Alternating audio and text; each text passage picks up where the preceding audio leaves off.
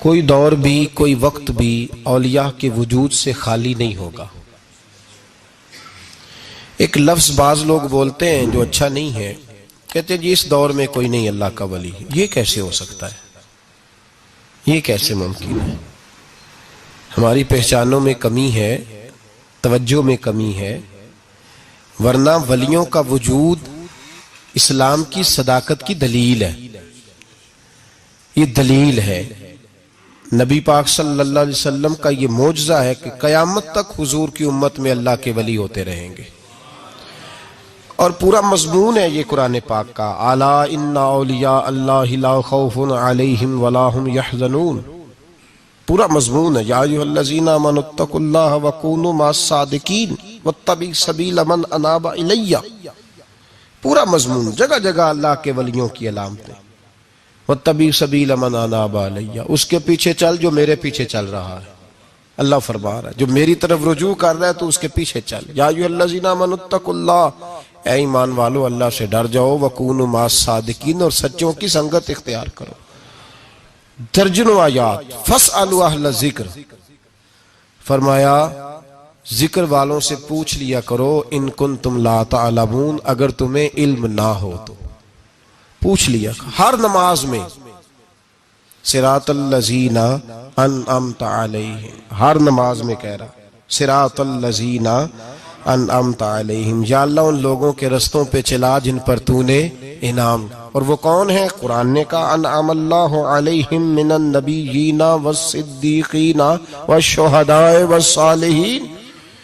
اچھا نماز کے اندر کہتا رہتا ہے ولیوں کے پیچھے چلنا ہے، یا اللہ چلا، باہر نکل کے مکر جاتا ہے، مکر جاتا ہے، کہتا ہے مجھے خود قرآن حدیث آتا ہے۔ اور یہ اب ایک تو تھے نا پہلے کچھ لوگ جن کے نظریات میں فرق تھا، اب اپنے بہت سارے لوگ کہتے چھوڑو کیا ضرورت۔ بھئی پورا مضمون ہے قرآن پاک کا اللہ کے ولی، پورا ایک مضمون ہے، حدیث کا پورا باب ہے۔ آج میں صفات اولیاء عرض کرنے لگا ہوں، پہلے یہ تو سمجھ لینا جن سے پیار کرنا ہے وہ ہوتے کس طرح کے ہیں۔ آج یہ سمجھ لیں کہ ولی بنیادی طور پر ہوتا کون ہے۔ ایک ہے میں کہوں کہ ولی فلاں ہوتا ہے، ایک ہے کہ کوئی بزرگ کہیں، اور اس سے تھوڑا آگے بڑھیں تو اگر صحابی بتائیں پھر تو کیا ہی بات ہے، اور اگر بالکل ہی ہم اتھارٹی پہ جانا چاہیں بنیاد پہ تو بہتر نہیں ہمیں خدا بتا دے اور محمد مصطفیٰ بتا دے صلی اللہ علیہ۔ یہ سب سے مضبوط بات نہیں؟ کیا خیال ہے؟ 100 گلاں تے سرے تے گنڈ۔ بھئی پوچھو ہی نہ کسی سے، ڈائریکٹ قرآن پاک سے پوچھ لو ولی کون ہوتے ہیں۔ صحیح ہے؟ اج گل مکدی نہ مکائیے، ضرورت ہی نہ رہے۔ ایک کہنا میں بابا صاحب سے سنا ہے، دوسرا کہتا میں نے خواجہ صاحب سے سنا ہے، تیسرا کہتا میں نے فلاں صاحب سے سنا ہے۔ بھئی ضرور، کوئی عرض نہیں۔ یہ سارے لوگوں کی بات، سارا آنکھوں پہ، پر جو بات اللہ بیان فرمائے، جو بات اللہ کے قرآن بیان فرمائے وہ سب سے مضبوط ہے کہ نہیں؟ تو قرآن نے ولیوں کی علامت بیان کی۔ سورہ توبہ ہے، آیت نمبر 112 ہے، 11واں سپارہ ہے، گھر جا کے پڑھیں۔ اللہ فرماتے ہیں ولی کون ہوتے ہیں، میرے کامل بندے کون ہوتے ہیں۔ اللہ فرما رہا ہے التائبون،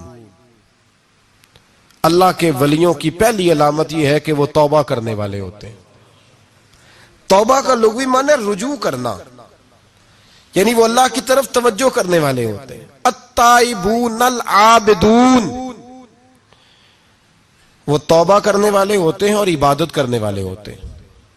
پھر فرمایا العابدون الحامدون، وہ یہ آپ نے غور سے سننی ہے بات، خاصی توجہ کرنی ہے، یہ قرآن پاک ہے نا جی، یہ سب سے توجہ والا معاملہ ہے، خاص غور کریں۔ اور رٹا ختم کرنے لگا ہوں آج، جو قرآن پاک بیان کرے اس پہ اتفاق کرنا چاہیے کہ نہیں؟ کرنا چاہیے نا اتفاق، ضروری بات ہے نا جی۔ تو یہ ہمارے پاس قول فیصل ہے اللہ کی کتاب، ہمیں باہر جانے کی ضرورت۔ کسی نے ٹال والا ولی سمجھ لیا ہے، کسی نے گال والا ولی سمجھ لیا ہے، کوئی ولی بنا کے بیٹھ گیا ہے، کوئی بنا کے۔ جاہل مطلق، پرلے درجے کے جاہل لوگ، دین کی روح ابجد کا نہیں پتا، اور مصیبت گلے میں ڈالی ہوئی ہے۔ پتہ نہیں کیا مائنڈ سیٹ ہے لوگوں کا بھی، کس طرح لوگوں کو قابو کرتے ہیں این فرائض چیزوں پہ۔ اب یہ ملنگوں نے پکا رٹا لگایا، کہتے ہیں مولویاں کو نہ جایا جائے، اور میں کہتا رہتا ہوں میں بھی اس مولوی کے خلاف ہوں جو مولوی دینداری نہیں کرتا، دنیا داری کرتا ہے۔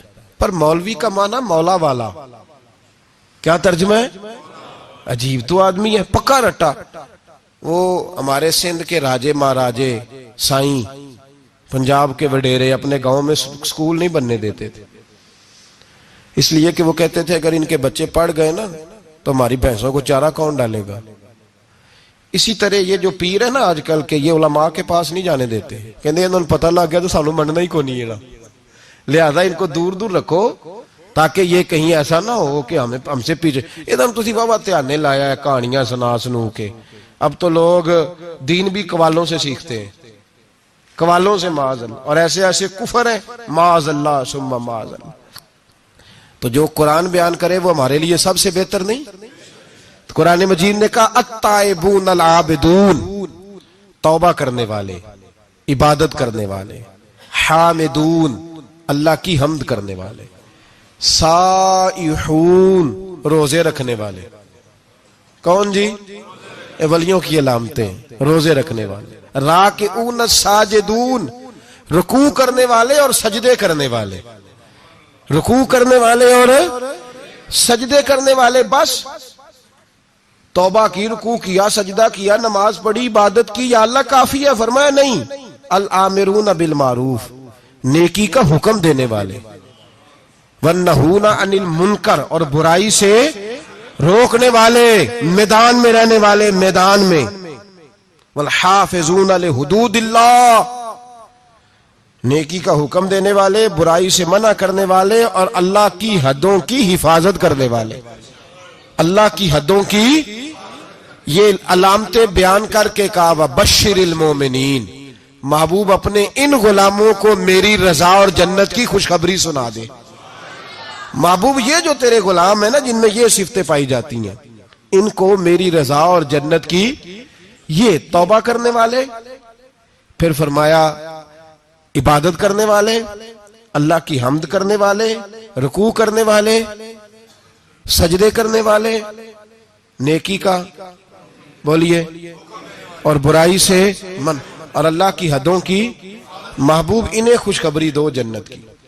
انہیں توبہ، ولی وہ والی توبہ نہیں کرتے جو ہم توبہ کرتے ہیں، شب برات کی ساری رات استغفر اللہ، یا اللہ معاف کر دے، چیخوں کی آوازیں مسجد میں، ہر مسجد سے رونے کی آواز، پکی سچی توبہ کر کے شیخ آئے اور دکان پہ جا کے سویرے جھوٹ بولنا شروع کر دیا۔ یہ کون سی توبہ ہے؟ یہ مذاق ہے؟ ساری رات روتا رہا ہے، سویرے دفتر کھولا ہے، فراڈ شروع کر دیا ہے، تو نے توبہ کی ہے؟ حد ہو گئی بھائی، یہ والی توبہ نہیں۔ ایک توبہ میرے نبی پاک بھی کیا کرتے تھے بھائی، توبہ تو ہے رب سے رشتہ بنانے کا نام، میرے نبی پاک بھی ایک توبہ کرتے تھے۔ بخاری مسلم میں حضور نے فرمایا میں ایک دن میں 100 مرتبہ استغفار کرتا ہوں۔ اس کا کیا مطلب تھا؟ امت کو تعلیم دینے کے لیے۔ یہاں تو میرے طرح کے بہت سارے لوگ جب گفتگو کرتے ہیں تو لگتا ہے اپنے آپ کو بڑا پرہیزگار سمجھتا ہے۔ بہت سارے لوگ، کبھی کسی کو تکلیف تو نہیں دی، میں نے تو کبھی کسی کا برا نہیں چاہا، جب ہم بات کر رہے ہوتے ہیں تو صرف ہم نیک ہوتے ہیں۔ اللہ کے بندوں کا یہ طریقہ، ان کا یہ سٹائل نہیں، یہ طریقہ نہیں۔ حضرت امام احمد بن حنبل فرماتے میں غلام خریدنے گیا،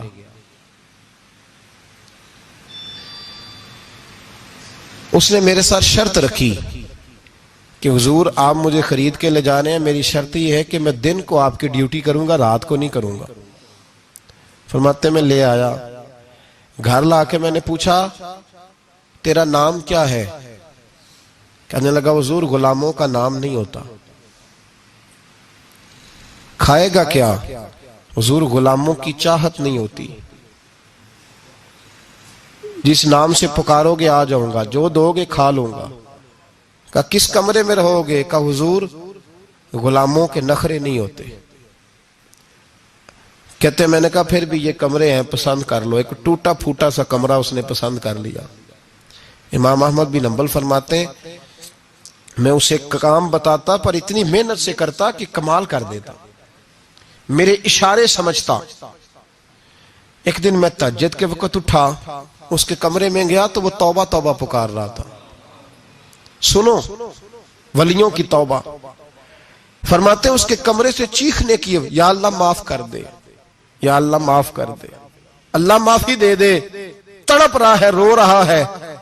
اور امام احمد بن حنبل فرماتے ہیں حال یہ ہے کہ اس کے کمرے سے لے کر آسمان تک نور ہی نور پھیلا ہوا ہے، نور ہی نور، اور وہ روتا ہے یا اللہ معاف کر دے، یا اللہ معاف کر دے۔ فرماتے ہیں میں سوچنے لگا معافی کس چیز کی مانگ رہا ہے؟ فرماتے ہیں وہ خود ہی بولا، اور معافی دیکھو بھائی، توبہ دیکھو اللہ والوں کی۔ کہنے لگا اے اللہ میں تیرا بندہ ہوں، تو نے زندگی دی، نعمت دی، آنکھیں دی، کان دیے، سانسیں چلائیں، بغیر مانگے سارا کچھ دیا۔ چاہیے تو یہ تھا کہ میں دن رات تیری بارگاہ میں جھکا رہتا، پر مجھے معاف کر دے۔ میرے اوپر امام احمد بن حنبل کے بھی حقوق ہیں، میرے مالک کا بھی حق ہے، اس لیے میں دن سارا عبادت نہیں کر سکتا، بس 5 نمازیں پڑھ سکتا ہوں، رات میں جاگتا رہتا ہوں تیرے حضور۔ اللہ وہ جو سارا دن میں عبادت نہیں نہ کر پاتا مجھے معاف کر دے، خدایا میری غلطی معاف کر دے، اللہ مجھے بخش دے۔ اور راتی ساری کر کر زاری، نیند اکھاں تھی توندے، فجرے ہوئی گناہگار کا آون، سب تو نہیں، یا اللہ چاہیے تھا میں 24 گھنٹے سجدے کرتا، بخش دے، یہ میری خطا معاف کر دے۔ ساون کی کالی راتوں میں جب بوندا باندی ہوتی ہے، وہ راتوں کو اٹھ اٹھ روتے، جب خلقت ساری سوتی ہے، اور درویش کہنے لگے رات پوے تے بے دردانو، نیند پیاری آوے، درد مندانو یاد سجن دی، ستے امیان جگاوے۔ یا اللہ معاف کر دے، میں سارا دن سجدے نہیں کر پاتا، سارا دن لمبی نہ، معافی دے دے، یہ توبہ ہے اللہ والوں کی۔ امام احمد بن حنبل فرماتے ہیں فجر کے وقت وہ میرے ساتھ مسجد گیا، میں نے اس کا چہرہ دیکھا، میں اس کو کونے میں لے گیا، میں نے کہا جا تو اللہ کی رضا کے لیے آزاد ہے، جا میں اپنے حق معاف کرتا ہوں، مکان تیرے پاس رہے گا، کھانا تجھے ملے گا، تو آزاد ہے۔ اس نے کہا حضور ہوا کیا؟ ہوا کیا؟ ہماری تو خواہش ہے نا کہ بندہ اس وقت ملنے آئے جب میں تسبیح پڑھ رہا ہوں، کوئی اس وقت گھر پہنچے جب میں سجدے میں ہوں، لوگوں کو پتا چلے بڑا نیک ہے، بڑا نمازی ہے۔ اس وقت کسی کی نظر پڑے جب میں بالکل قرآن پاک پہ بیٹھا ہوں۔ فرماتے ہیں جب میں نے کہا نا تو آزاد ہے، تو کہنے لگا حضور کیا ہوا؟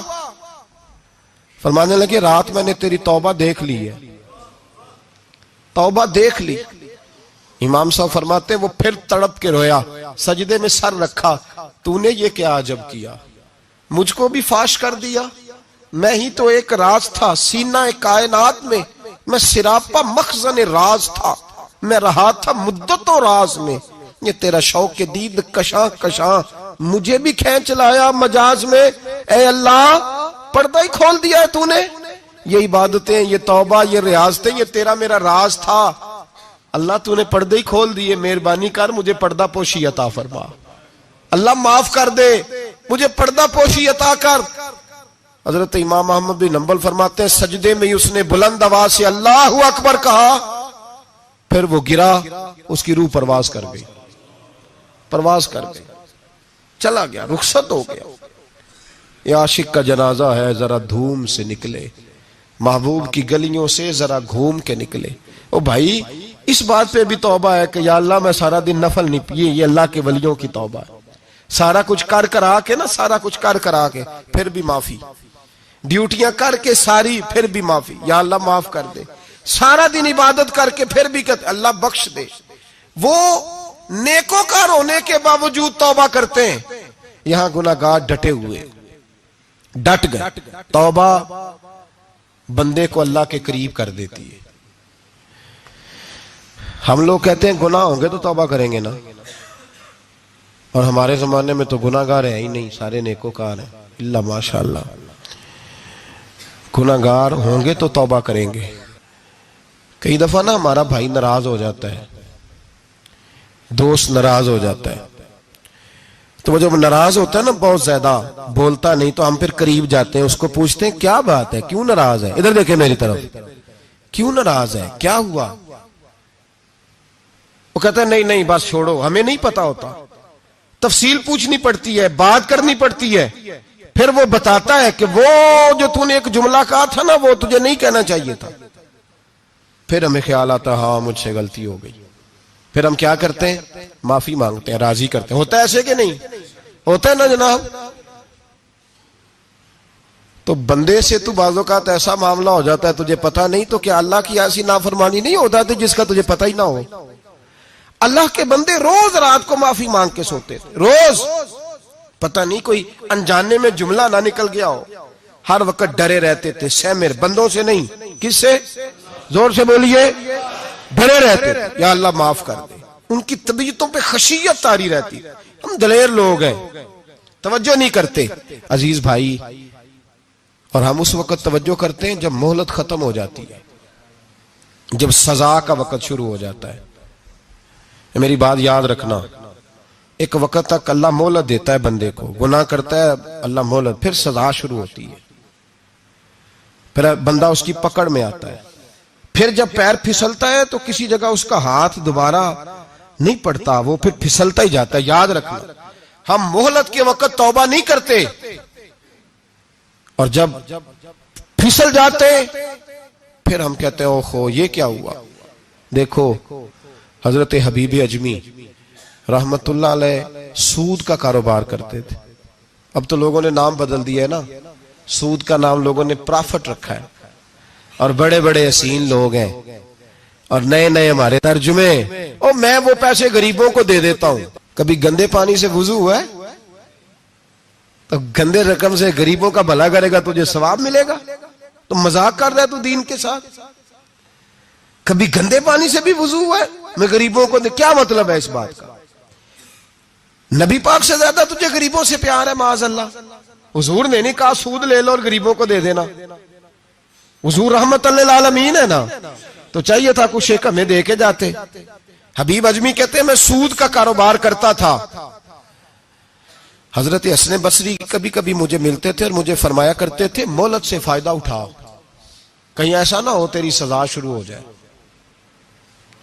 مہلت سے فائدہ اٹھا, اللہ نے مہلت دی ہوئی ہے. تو سمجھتا ہے میں بڑا سمارٹ ہوں, میری بڑی عقل ہے, میں کہیں الجھ نہیں رہا, میں جا رہا ہوں دھوکے دیے جا رہا ہوں تو کوئی مجھے پکڑ ہی نہیں رہا. یہ مہلت ہے, فائدہ اٹھا, ورنہ پھر جب وہ پکڑنے پہ آتا ہے ان بطش ربک لشدید, پھر اس کی پکڑ سخت ہے.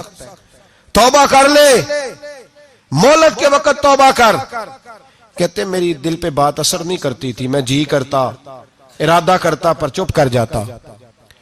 میرے پاس بڑی رقم تھی, لوگوں کو دے رکھی تھی سود پہ, میں وہ پیسے لاتا اور اسی سے میرا سارا کام چلتا. میں نے تجزیے پڑھے ہیں, مجھے یقین نہیں آتا, ویسے میں نے تجزیے پڑھے ہیں کہ لوگوں نے اربوں روپیہ بینکوں میں رکھا ہوا ہے. مجھے نہیں پتا, لیکن میں نے جو اخباروں میں پڑھا اربوں روپیہ ہے, اور لوگ سود کا کاروبار کرتے ہیں اور کمائی کھاتے ہیں سود کی. معاذ اللہ, استغفر اللہ. فرماتے میں نے کہا مولوی پیر صوفی بتاتے ہی رہتے ہیں, میرے پہ اثر نہیں ہوتا تھا. فرماتے ایک دن نا ایک بندے کی گوشت کی دکان تھی, اس سے میں نے سود لینا تھا, میں اس کی دکان پہ گیا, پیسے رکھ. اس نے کہا یار مہلت دے. نہیں ہے. کہا ادھر پیسے رکھ. یار نہیں تیری مہربانی. کہا چل پھر اتنے کلو گوشت اتار, لیکن پیسے پھر بھی باقی ہیں سود والے. کہتے ہیں وہ گوشت میں اتار کے لایا, میری بیوی بھی مجھے روز سمجھاتی تھی کہ باز آ جا. کہتے ہیں میں گوشت گھر لایا. حضرت بی بی اجمی کہتے ہیں میری بیوی نے پکانے کے لیے ہنڈیا چولہے پہ چڑھائی, اور ابھی اس نے مسالہ ڈال کے اس کے اندر چمچہ گھمایا ہی تھا کہ وہ سارا خون بن گیا. میری بیوی چلائی, کہنے لگی جلدی آ, تو بھی برتن لا, بچے بھی بلا, میں بھی بیٹھتی ہوں.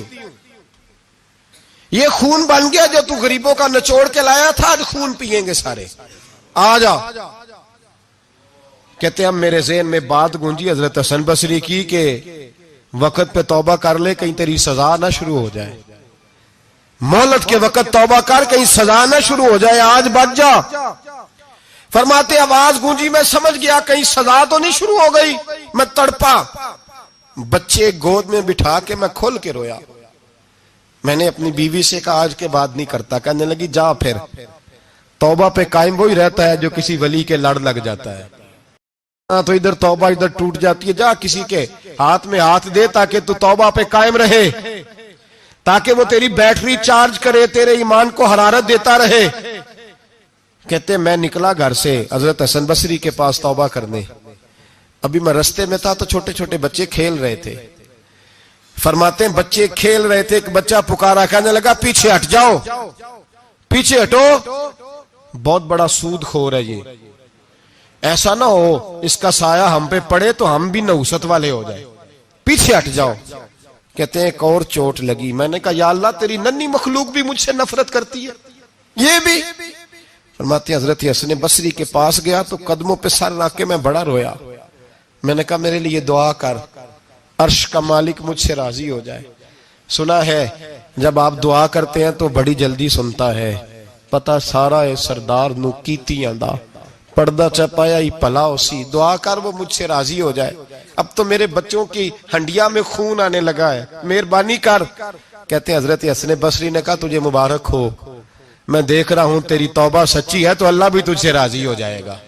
میں دیکھ رہا ہوں تیرے اندر احساس, تیرے لفظ بتاتے ہیں تو کھری تو جا, اللہ بڑا مہربان ہے. کہتے تسلی دی, پیار کیا, کھری توبہ کی, بیعت ہوا, واپس آیا تو بچے وہیں کھیل رہے تھے, ابھی کھیل رہے تھے. فرماتے میں ڈرتے ڈرتے ان کے پاس سے گزرا تو ایک بچہ پکارا, کہنے لگا پیچھے ہٹ جاؤ, پیچھے. اللہ کا ولی حبیب اجمی آ رہا ہے, اللہ کا ولی حبیب آ رہا ہے. کہیں ایسا نہ ہو ہمارے پیروں سے کوئی مٹی اڑے اور ولی کے کپڑوں پہ پڑ جائے اور ہم اللہ کے ولی کے بے ادب ہو جائے. پیچھے ہٹو, رستہ دے دو. فرماتے میں اللہ اکبر کہا. میں نے کہا مالک تیرے قربان جاؤں, ابھی میں نے توبہ کی اور ابھی تو نے اپنی مخلوق کے دل میری طرف موڑ دیے. ابھی بھائی توبہ کھری سچی, مہلت کے وقت توبہ کرو. پھر جب وہ والا وقت آتا ہے نا جب سزا شروع ہو جاتی ہے پھر مشکل ہو جاتا ہے. میرے رسول پاک علیہ السلام نے فرمایا سکھوں میں دعائیں مانگا کرو, رب دکھوں میں جلدی قبول کرے گا. سکھوں میں مانگ لو, دکھوں میں جلدی قبول ہوں گی. تم صرف دکھوں میں مانگتے ہو پھر حکمت الہی کے تحت دیر ہوتی ہے. بھائی پہلی ولی کی صفت یہ ہے کہ وہ توبہ کرنے والے ہوتے ہیں. ولی کی پہلی صفت کیا ہے؟ اقبال نے کہا تھا, اس نے کہا مرید سادہ تو رو رو کے ہو گیا تائب, کاش اس پیر مغاں کو بھی مل جاتی توبہ کی توفیق. اس نے کہا اللہ کرے پیر بھی توبہ کر لے, مرید تو بڑا رو گیا بیچارہ, اللہ کرے یہ بھی توبہ کرے, یہ بھی باز آئے. توبہ انسان کو نوازتی ہے ہر وقت, ہر جملے سے, ہر بات سے. اور ایسی غلطیاں جن کا ہمیں پتا ہے ان سے تو کرنی ہے, جن کا نہیں بھی پتا ان سے بھی. اب کیا کریں؟ التائبون العابدون, اب اللہ کی عبادت کریں. ولیوں کی دوسری صفت کیا ہے؟ وہ اللہ کی. ہمارے زمانے میں نفلوں کا رواج ہی ختم ہو گیا ہے. عصر کی پہلی 4 سنتے ہیں, عشاء کی کتنے فیصد لوگ پڑھتے ہیں؟ ہمارے بزرگوں کا طریقہ تھا گھروں میں حجرے مخصوص ہوتے تھے. نبی پاک صلی اللہ علیہ وسلم نے فرمایا گھر کو قبرستان نہ بناؤ, کچھ نوافل گھروں میں بھی پڑھا کرو. وہ اذانوں سے پہلے وضو کر کے بیٹھے ہوتے تھے, مصلے آباد ہوتے تھے, اور بہت سارے بزرگوں کی قبریں اس جگہ پہ بنی جہاں وہ عبادت کرتے تھے. نفلوں سے دور ہیں ہم, نفلوں سے. نفل سے کیا ملتا ہے؟ نفل پڑھنے سے رب رحمان ملتا ہے, اللہ ملتا ہے نفل پڑھنے والے کو. بخاری مسلم میں موجود ہے میرے نبی پاک صلی اللہ. لیکن شرط یہ ہے کہ نفل اللہ کی رضا کے لیے پڑھے. وہ ساری دنیا کو سویرے بتائے نا کہ جدو میں سویرے 3 بجے اٹھیا نا ادو میں ویکھیا تے کتے پونک رہے سن. یہ تو نے خبر دی ہے کہ میں صبح 3 بجے نہ. یہ کس کے ساتھ راز ہے بولیے؟ بڑی زبردستی بعض بندے بلکہ بندہ ڈھونڈ رہے ہوتے ہیں, کوئی بندہ ملے تو اسے بتائے. آج جی میں سویرے سویرے اٹھیا, سویرے تے ایک منڈا ٹیلی فون تے لگا سی. میں کہا تسی نفل پڑھن اٹھے سو کہ منڈا ویکھن اٹھے سو؟ تو جڑے کام اٹھے سو کرو, انہوں لگا رہن دیو, اپنا کام کرے. وہ اصل مسئلہ پتہ کیا ہوتا ہے کہ وہ غبار چڑھا ہوا ہے طبیعت میں کہ کسی طریقے میں بتا دوں کہ میں سویرے 3 بجے, تو اس کا نقصان پتہ کیا ہوتا ہے؟ اس میں شراکت داری ہو گئی, اور اللہ کو شراکت داری پسند نہ. تو وہ اپنے رب کے ساتھ راز نیاز کا وہ عبادت کا ثواب بڑھ جائے. نبی رحمت صلی اللہ علیہ وسلم نے فرمایا جب بندہ کثرت سے نفل پڑھتا ہے تو اللہ کے قریب ہو جاتا ہے.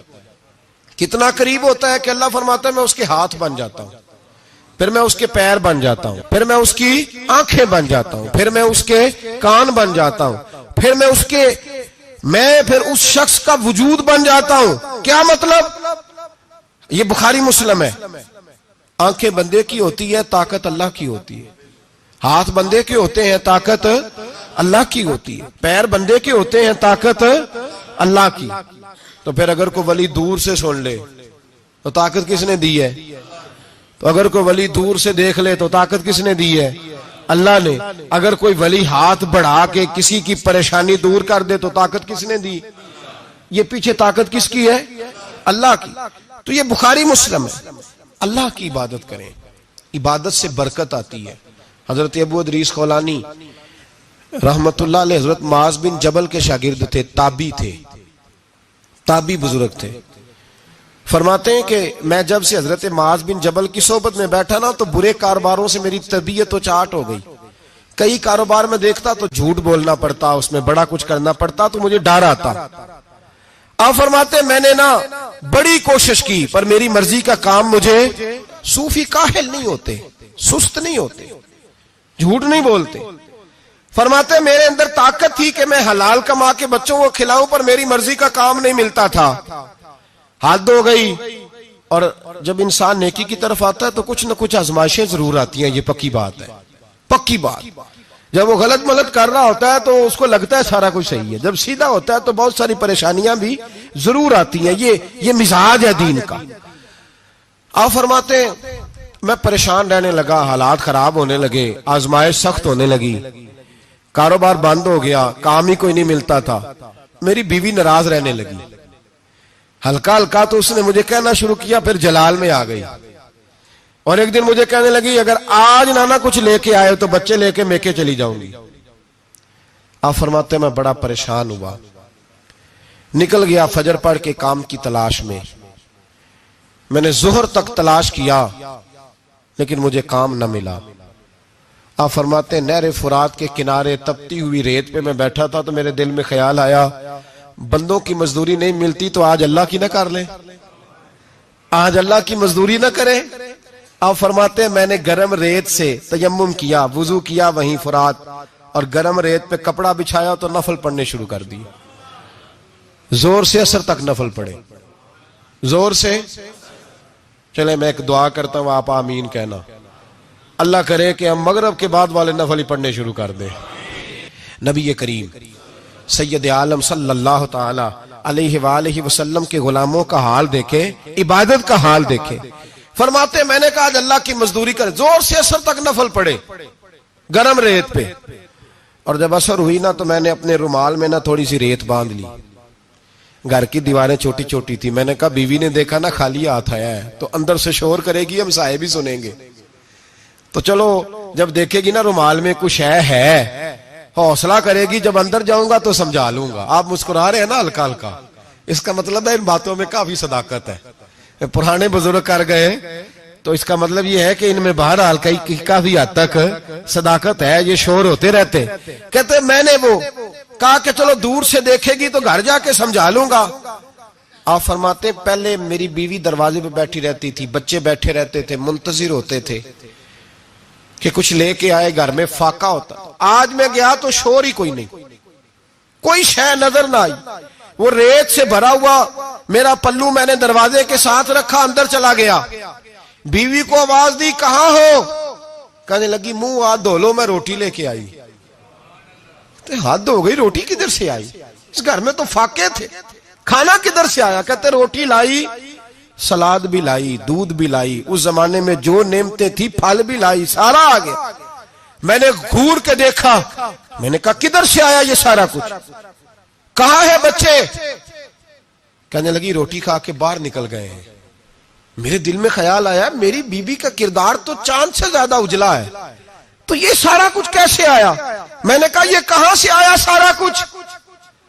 تو کہتی ہے میری طرف دیکھ کے کہنے لگی پتہ نہیں آج کس کریم کی مزدوری کرنے چلے گئے تھے, پتہ نہیں کس کریم کی مزدوری پہ چلے گئے تھے، زور ہوئی ہے تو اس نے اناج کی بوریاں بھیجی ہیں، چاول بھیجے ہیں، پھل بھیجے ہیں، اتنا کچھ بھیجا ہے کہ میرے گھر میں رکھنے کو جگہ ہی کوئی نہیں۔ یہ کہتے کہتے اٹھی اور کہنے لگی پہلے ہی بڑا آیا تھا، اب اور کیا لائے ہو؟ آپ فرماتے میں سکتے میں تھا، اس نے جا کے میرا رومال جو کھولا، میں ریت لایا تھا، رب کریم نے ہیرے بنا دیے، وہ ہیرے بن گئے۔ آپ فرماتے کہنے لگی کس کریم کی مزدوری پہ گئے تھے؟ فرماتے میں اٹھا اور کچی زمین پہ سر سجدے میں رکھا، میں نے کہا مالک میں ساری زندگی دنیا راضی کرتا رہا، لوگوں کے دروازوں پہ کھڑا رہا، تعلقات بنا کر تھوڑی سی روزی کے لیے جدوجہد کرتا رہا، دھتکارا گیا، ستایا گیا، مولا میں تو تیرے دروازے پہ آج آیا ہوں، پوری دیہڑی بھی نہیں لگائی، زور سے سر ڈیوٹی کی ہے، اللہ تیری تھوڑی مزدوری کا اتنا اجر ملتا ہے؟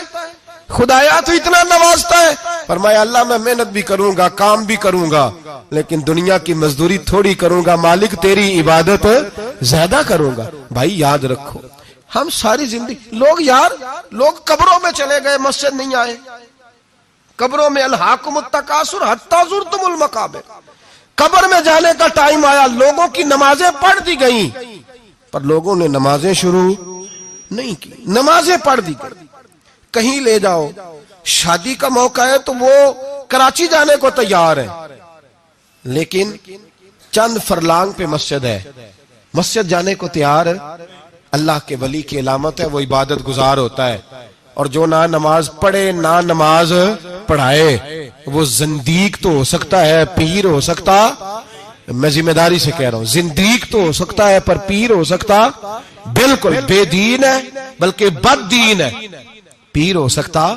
اس لیے کہ اللہ کے ولی کی علامت یہ ہے کہ اس کے چہرے پر عبادت کی روشنی ہوتی ہے، تقوی کا حسن ہوتا ہے، تقوی کا، پرہیزگاری کا نور ہوتا ہے۔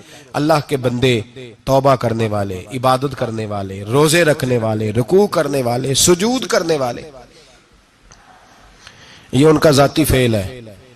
اور یہاں وہ بس نہیں کرتے، الآمرون بالمعروف، اب نیکی کا حکم دیں گے، والنہون عن المنکر، اور برائی سے۔ جی پیر تو کسی تحریک میں نکلتے ہی نہیں، بڑے بڑے گدیوں کے پیر جو ہے نا، بڑے بڑے، کبھی آپ نے دیکھے کسی جلوس میں آتے ہوئے؟ جی چلے کچھ درویش ایسے ہیں جو اپنی طبیعت کے تقاضے کے مطابق نہیں آتے، لیکن وہ امت کی مظلومیت سے بے خبر نہیں ہوتے، وہ ایک علیحدہ بات ہے کہ وہ عبادت گزار ہے، وہ ویسے ہی نہیں نکلتے، وہ چلے ایک، لیکن وہ مرید اگر بلائے تگڑا تو پشاور بھی چلے جائیں، جی لندن کا بھی دورہ کر رہے ہیں، امریکہ بھی ہوا ہے۔ سنیں بھائی سنیں، یہ قرآن مجید، یہ صفتیں کون بیان کر رہا ہے ولیوں کی؟ کون بیان کر رہا ہے؟ تو کسی ملنگ کی ماننی ہے کہ اللہ کی ماننی ہے؟ تو اللہ کہہ رہا ہے کہ ولی کی صفت یہ ہے وہ نیکی کا حکم دیتا ہے اور برائی سے۔ پیر صاحب امریکہ چلے جاتے ہیں، لندن یورپ چلے جاتے ہیں، لیکن کسی تحریک میں نہیں، کسی میں نہیں۔ ناموس رسالت کی بات آئی، پیر سوئے رہے۔ کون تھے سڑکوں پہ؟ پیر تھے کہ مولوی تھے کہ نعت خواں تھے؟ قوال تھے جن کو سرمایہ کھا گئے جو سارا ہمارا، یہ لوگ تھے؟ تحریک ختم نبوت میں ڈنڈے کس نے کھائے؟ علماء نے۔ غازی ممتاز حسین قادری کی تحریک چلی تو سڑکوں پہ کون نکلا؟ تحریک ختم نبوت۔ بتاؤ نا کسی پیر کا بیان دکھاؤ مجھے جس نے کہا ہو۔ تھک گئے گلے، ہماری ریکارڈنگیں لا لا کے لوگ ہمیں سناتے ہیں، کہتے ہیں جناب آپ کی سخت تقریریں نوٹ ہو رہی ہیں اور سوشل میڈیا پہ دور دور جا رہی ہیں، تھوڑی احتیاط کریں۔ میں نے کہا یار کس طرح احتیاط کریں، کیسے احتیاط کریں؟ جس کتے کو اس کا مالک 4 روٹیاں ڈالتا ہے وہ ساری رات آوازیں دے دے کے گزار دیتا ہے کہ میں کسی کو اندر نہیں آنے دوں گا، ہم نے تو ساری زندگی رسول اللہ کا کھایا ہے، تو تیرے کہنے پر خیال کرے، تیرے کہنے پر یہ کیسے ہو سکتا ہے؟ کتا نہیں کر رہا نمک حرامی اور تو ہمیں مشورہ دے رہا ہے؟ جنہ تنا وچ عشق نہ رچیا کتے ہونا تھی چنگے، اور مالک دے کر راکھی کر دے صابر بھوکے ننگے۔ ہم سے کوئی آدمی نرمی کی امید نہ رکھے، تم غیرت ایمانی کو للکارو، ہم چپ کر کے بیٹھے رہیں، ختم نبوت کی بات کرو ہم خاموش رہیں، ناموس رسالت کی بات کرو ہم خاموش رہیں۔ دین فروش اور ہوتے ہیں اور دین کے چوکیدار اور ہوتے ہیں، اور اگر آؤ گے نا کبھی منہ ڈال لے دین کے معاملے میں تو چوکیدار تمہارا مقابلہ کریں گے۔ اگر مار نہ سکے تو مار ضرور جائیں گے انشاءاللہ تعالی. یہ ارادہ ہے اور یہ وعدہ ہے انشاءاللہ تعالی. مار نہ سکے تو مار. ہاں یہ یاد رکھو.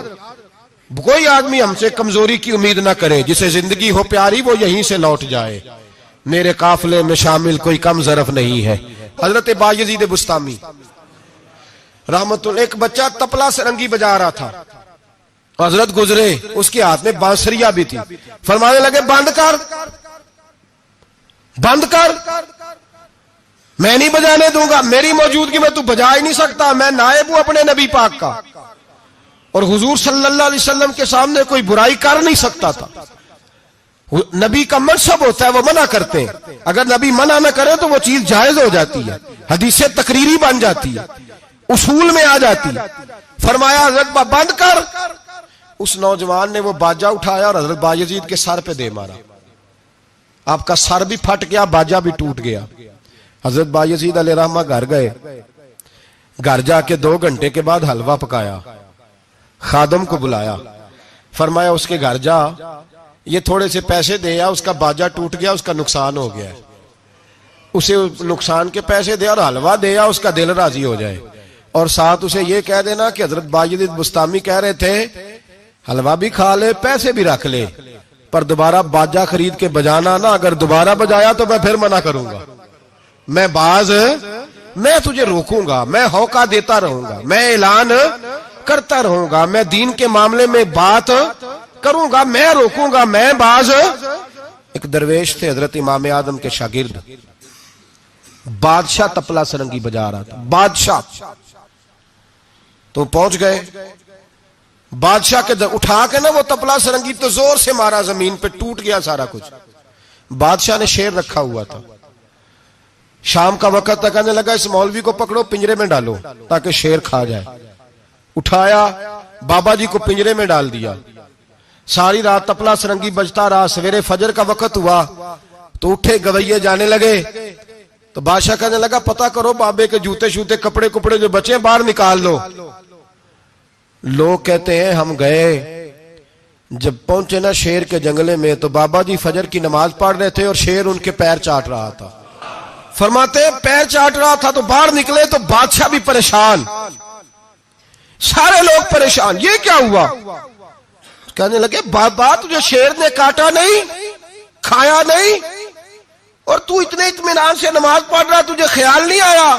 بابا جی کہنے لگے ہاں خیال آتا رہا ہے, ساری رات پریشان رہا ہوں. ساری رات کا کس بات کا خیال؟ فرمانے لگے خیال یہ آتا رہا کہ میں نے پڑھنے ہوتے ہیں ساری رات نفل, تو میں نے نفلوں کی نیت باندھی تو شیر میرے پیر چاٹنے لگا, تو اس کا جھوٹا نپاک ہوتا ہے. بس ساری رات اسی ٹینشن میں گزر گئی ہے کہ پتہ نہیں میری نماز ہوئی ہے کہ نہیں ہوئی.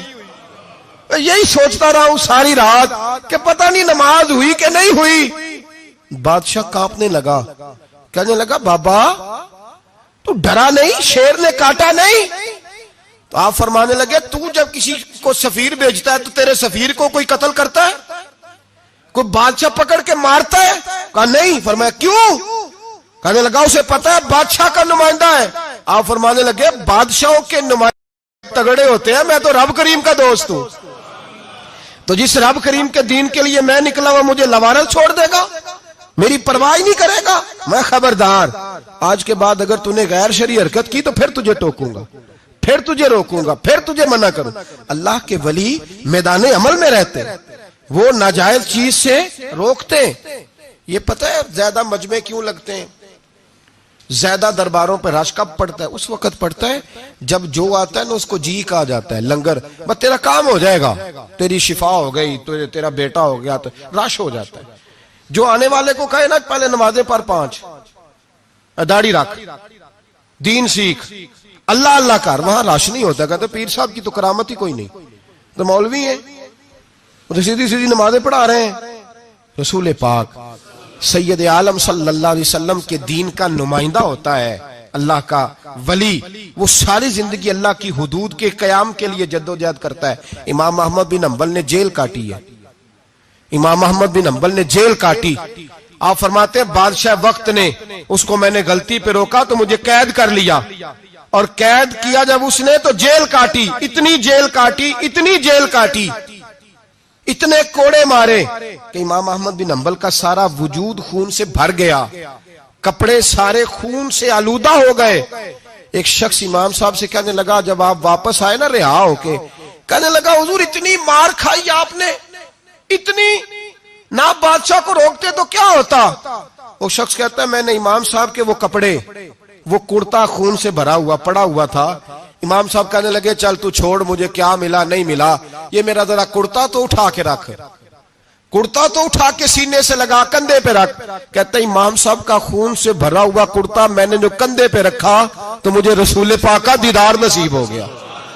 تو امام صاحب فرمانے لگے تو نے تو ابھی کرتا رکھا ہے تو دیدار ملا ہے، مجھے پوچھ جب میں رسول اللہ کے نام پہ مار کھا رہا تھا تو کتنے جلوے مجھے نصیب ہوئے، مجھے پوچھ کتنے جلوے میں نے دیکھے ہیں۔ تو اللہ کے بندے حدود اللہ کے محافظ ہوتے ہیں۔ زندگی میں کئی دفعہ لوگ نہیں مانتے، داتا صاحب نے لکھا ہے حضرت ذوالنون مصری رحمت اللہ علیہ کو مصر کے لوگوں نے نہیں مانا، چونکہ آپ جو بندہ بھی ناجائز کام کرتا تھا منع کرتے تھے، لوگوں نے نہیں مانا۔ مانتے اس کو ہیں لوگ جو ہاں میں ہاں ملائے، جو تابع دار ہو کے رہے، اس کو ذوالنون مصری کو نہیں مانا۔ فرماتے ہیں مانا لوگوں نے اس دن جس دن ان کا جنازہ اٹھا۔ کیوں؟ جب حضرت ذوالنون مصری کا جنازہ اٹھا تو گرمی بڑی سخت تھی، سخت گرمی تھی۔ داتا صاحب نے کشف المعجوب میں لکھا ہے کہ پرندے کتار در کتار آئے اور جناب ذوالنون مصری پہ سایہ کر دیا، سایہ ہو گیا، ٹھنڈ ہو گئی۔ اوہو، لوگوں نے کہا تو ولی کامل تھا، تو ایک عام مولوی سمجھ کے ساری زندگی پیچھے رہے، تو کامل تھا۔ کہتے ہم لوگ دوڑے، رش ہو گیا جنازے میں، اور جنازے کے بعد اب لوگوں نے ارادہ کیا کہ زیارت کرتے ہیں۔ تو جب حضرت کا چہرہ اٹھایا تو ان کی پیشانی پہ لکھا تھا ھذا حبیب اللہ، یہ اللہ کا محبوب ہے، مات فی حب اللہ، یہ اللہ کی محبت میں مر گیا ہے، یہ محبوب ہے اللہ۔ ساری زندگی ان لوگوں نے پیغام حق دیا، اور جس کو جو نہیں مانا اس کو دعا دی، دعا دی۔ حضرت ذوالنون مصری کے بارے میں داتا صاحب نے لکھا ہے کہ آپ راوی میں دریا میں جا رہے تھے، کسی جگہ بھی آپ کسی سمندر میں دریا میں آپ جا رہے تھے، تو آپ فرماتے ہیں کہ کشتی میں بیٹھے تھے تو سر پہ نا آپ نے سارے بال منڈوائے تھے، ٹینڈ کرائی تھی، پگڑی باندھی تھی، تو کچھ نوجوان وہاں سے گزرے حضرت ذوالنون مصری کے پاس سے، تو انہوں نے بابا جی کی ٹینڈ کا مذاق اڑایا، مذاق اڑایا، وہ دیکھو ٹینڈ کیسی ہے بابا جی، اور پھر بچے تالیاں بجانے لگے، ہنسنے لگے، پھپتیاں کسنے لگے۔ اللہ اکبر، بڑا مزہ آتا ہے دین کے لیے تانا سننے میں، لطف آتا ہے، ٹھنڈ پڑ جاتی ہے انسان۔ انہوں نے مذاق اڑایا تو کشتی قریب سے گزر گئی، آپ کے مرید ناراض ہوئے، کہنے لگے حضور یہ بدتمیز ہے، نالائق ہے، ان کے لیے بد دعا کرے یہ غرق ہو جائے۔ فرمانے لگے یار جانے دو، کہا حضور نہیں کریں دعا، میں جانے دو، کہا حضور کریں دعا، تو دعا سنو اللہ کے بندے کی۔ کہنے لگے اے اللہ جس طرح دنیا میں یہ ہنس رہے ہیں انہیں قیامت میں بھی ہنستا ہی رکھنا۔